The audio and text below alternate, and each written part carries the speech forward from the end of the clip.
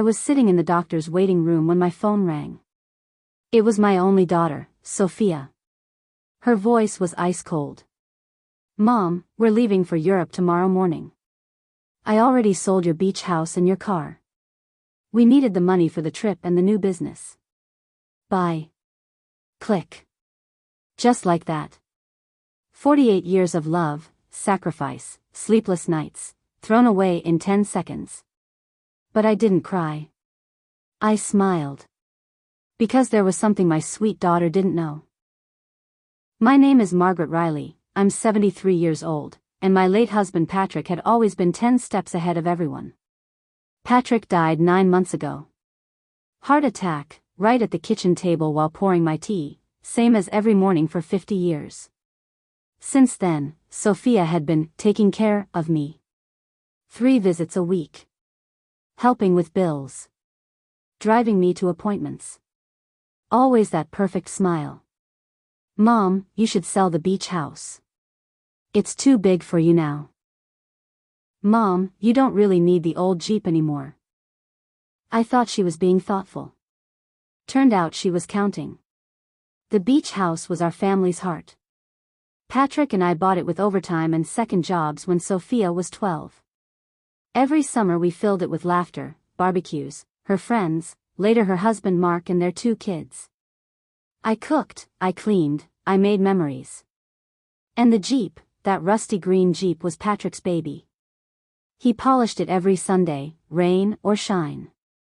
His smell still lived in the seats. Sophia thought she left me with nothing. She was wrong. 3 days before Patrick died, he pressed a thick brown envelope into my hands. "Peggy, love, put this in the top drawer. If anything happens to me, open it when you're ready. Not before." Grief swallowed me whole after the funeral. I forgot it even existed. Until that phone call. I went home, opened the drawer, and there it was. My fingers shook as I tore it open. Inside were deeds, bank books, share certificates. And a letter in Patrick's beautiful handwriting. "My darling Peggy. If you're reading this, I'm watching you from somewhere better. I never told you everything because I wanted you to enjoy life, not worry about money. Over 45 years I quietly bought properties and invested every extra penny. We don't just own the beach house. We own 9 others, including the luxury building where Sophia and Mark live rent-free on the top floor. There are offshore accounts, blue-chip stocks, and a small hotel chain on the coast. You, Margaret Riley, are worth more than Sophia and Mark could spend in 3 lifetimes. I kept it secret so our daughter would love us for us, not for what we had. Looks like I was right to worry. Everything is already in your name alone. Take care of yourself, my love. And when the time comes, remind them who taught you to be strong. Forever yours. Patrick." That night I didn't sleep. I walked through our little house touching every photo, every memory. Sophia had always rolled her eyes at our old-fashioned furniture.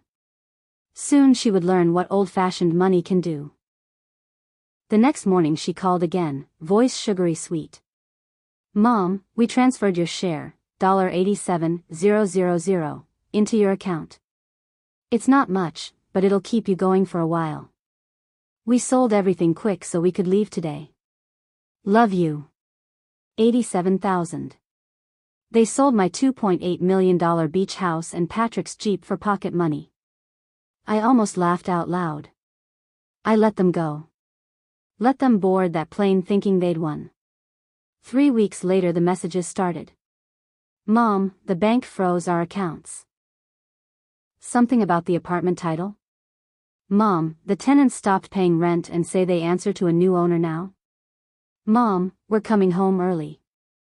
This trip is a nightmare. Can we stay with you until we sort things out?"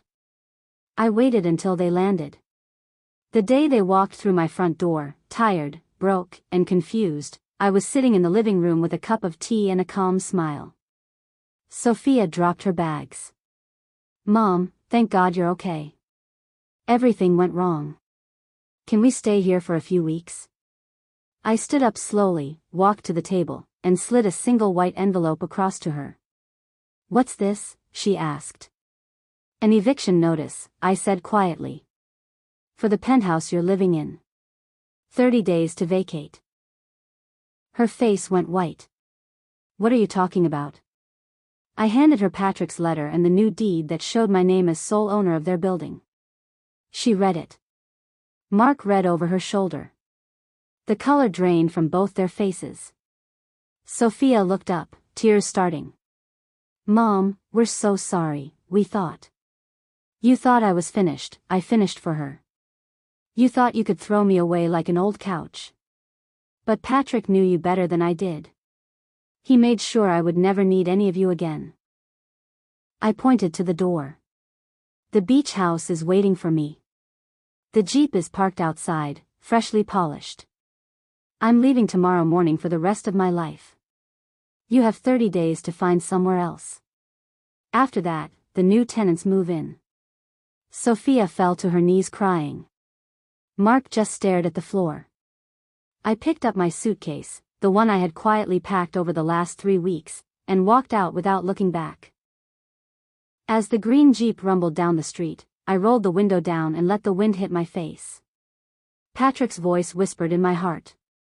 "It's about time, Peggy. It's about time you lived for yourself." And for the first time in 73 years, I did. The end. Moral: never underestimate a quiet parent. Some of us just wait for the perfect moment to speak.